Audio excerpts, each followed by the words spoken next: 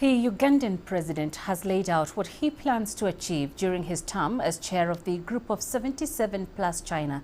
Yoweri Museveni was speaking as the third South Summit came to a close in Kampala, with Uganda taking over the chairmanship from Cuba.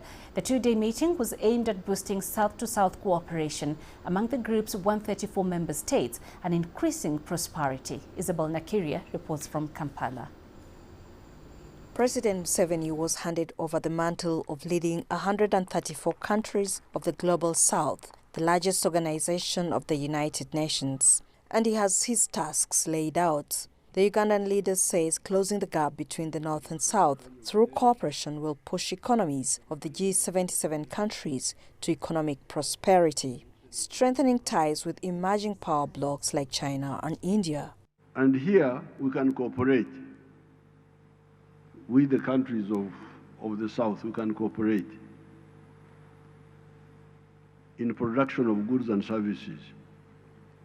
Here in Uganda, we have experience. We have been working with some friends, like for instance from China.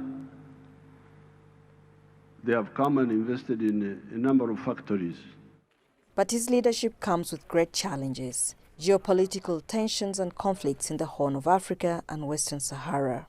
The conflicts have fueled displacement and disrupted global food supply chains, affecting the development in countries in the Global South. President Museveni says he will find solutions to end the conflicts through dialogue. But with countries in the North controlling financial institutions, the G77 is calling for favorable lending terms from the World Bank and IMF to push the development agenda. They must be reformed so that they are truly universal, reflect with justice the realities of today, and are much more responsive to the needs of developing countries. Several countries in Africa are grappling with huge debts. Economists advise to slow down on borrowing. But it is important that in a post-COVID era situation of low revenue yield, you move a little slower, more cautiously.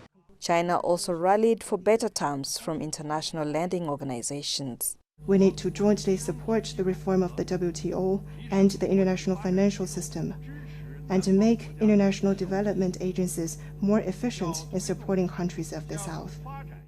President Museveni called for urgency in rebuilding international financial bodies to be more responsive and be able to support the most pressing needs of developing countries while respecting national sovereignties. The development agenda of the Global South comes at a time when the World Bank has cut funding to countries like Uganda in response to a harsh anti-homosexuality law. President Museveni says in his term of office, he'll stand for what is right for the group. Isabel Nakiria, CGTN, Kampala, Uganda.